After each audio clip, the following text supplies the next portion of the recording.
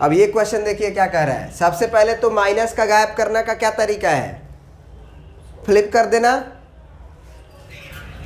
यानी कि 125/64 उल्टा कर दिए तो पावर हम पॉजिटिव लिखेंगे।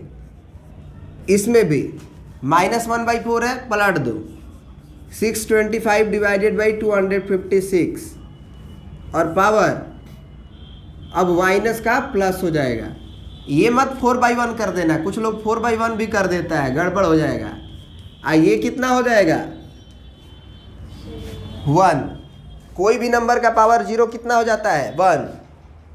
ये बात पता है कि नहीं पता है?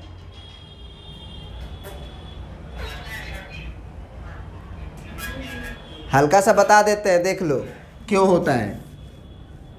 10 का पावर 0 भी लिखोगे तो भी 1 आएगा, और 11 का पावर 0 लिखोगे वो भी 1 आएगा। 111 या 15 कोई भी पावर लिखोगे वो 1 आएगा। उसका क्या लॉजिक है? 5 मान लो 10 का पावर 0 कैसे आया होगा, ऐसे सोचो तो 10 का पावर 10 ऊपर रहा होगा मान लो, और 10 का पावर 10 नीचे रहा होगा, तो ये कट के 1 आंसर आया, जितना ऊपर उतना ही नीचे। अब उसको उल्टा सोचो उल्टा सोचो कि ये 10 है, अब बेस सेम है, पावर घटाना होगा, तो बेस 10 है और पावर भी 10 है। पावर को तुम 100 भी कर लोगे, कोई दिक्कत नहीं है, क्योंकि सेम है तो कट जाके 1 आएगा ही आएगा। अब बेस सेम है तो पावर घटाएंगे तो 0 आएगा कि नहीं आएगा? तो 10 का पावर 0 आया, तो अगर ये 10 का पावर 100 और 10 का पावर 100 कट के 1 आता है, तो इसका मतलब 10 का पावर जब बेस जो है वो पावर घटाएगा तो 100 - 100 करेंगे तो 10 का पावर 0 आएगा। अब 10 का पावर 0 तो 1 ही होगा ना, क्योंकि ये 1 आया है। बोलो। उसी तरह से 11 का स्क्वायर है मान लो, और नीचे भी 11 का स्क्वायर है, तो ये भी 121 होगा और ये भी 121 होगा। कट के 1 आएगा, आंसर आएगा।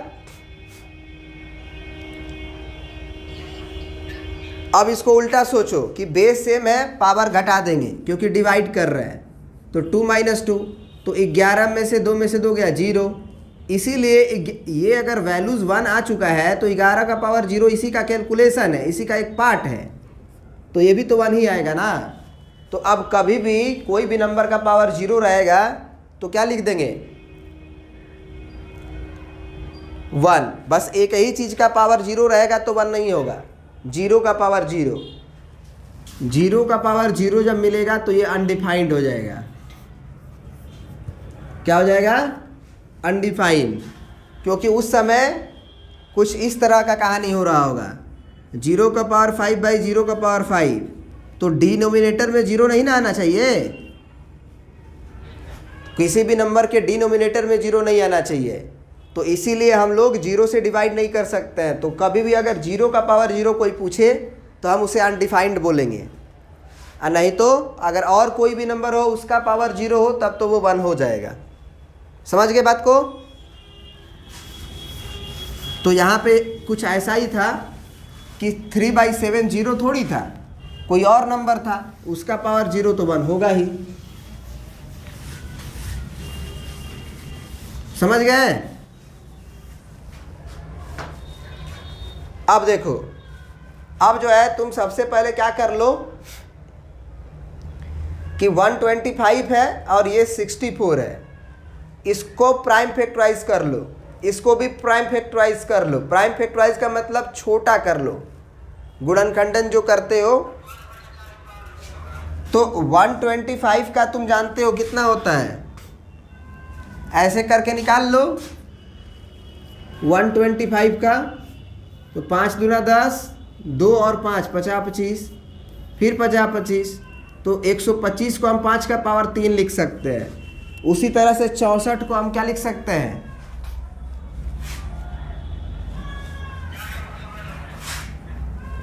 ये हो गया 5 का पावर 3 अंदर ही अंदर। कुछ बोल रहे हो तुम लोग?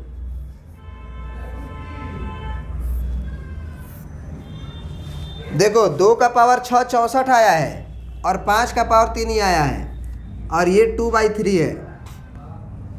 अब 625 जो होता है वो देखो 50 25 25 5 125 125 5 625, यानी 5 का पावर 4 करोगे तो 625 आता है। करके देखो, पहले 5 से ले जाओगे, 5 एकम 5, 5 दूना 10 50 25, फिर 5 से 5 दूना 10 50 25, फिर 5 से 50 25, क्या 5 का पावर 4 आया? तो ये 5 का पावर 4, 256 जो होता है वो 2 का पावर 8 होता है, अभी अभी निकाले थे। आप ऐसे ही करके 256 को निकालना आएगा। अब उसका पावर 256 को हम 2 का पावर 8 कैसे लिखे, इसमें दिक्कत तो नहीं है। ये पावर जो 2/3 है वो पूरे का पावर है, ऊपर का भी और नीचे का भी होल पावर है। तो ये पावर इसमें भी आएगा, ये पावर इसमें भी आएगा। उसी तरह से यहाँ होल पावर 1/4 है तो ये पावर इसमें भी आएगा, ये पावर इसमें भी आएगा। 1 बस जोड़ते रहेंगे ऐसे ही, +1 लिखते रहेंगे। अब देखो ये 5 का पावर 3 है, इसका पावर जब ये आएगा तो पावर में पावर का मल्टीप्लाई होता है तो ये 2/3 हो जाएगा। फिर ये 2 का पावर 6 है, इसका भी पावर में 2/3 आएगा तो पावर में पावर का मल्टीप्लाई हो जाएगा, ये 2/3। ये सारी कहानियाँ पावर में होंगी।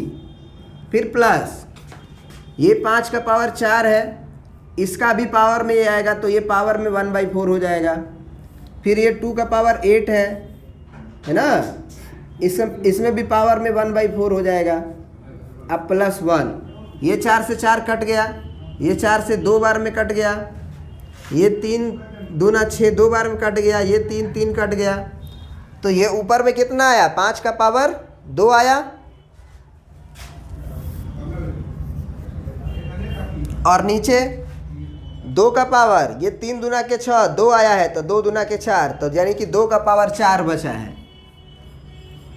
फिर प्लस यहाँ 4 4 कट गया तो यहाँ 5 बचा और नीचे 4 दूना का 2 बचा था, यानी कि 2 दूना 4 बचा था, यानी कि ये 5/4 कर सकते हो।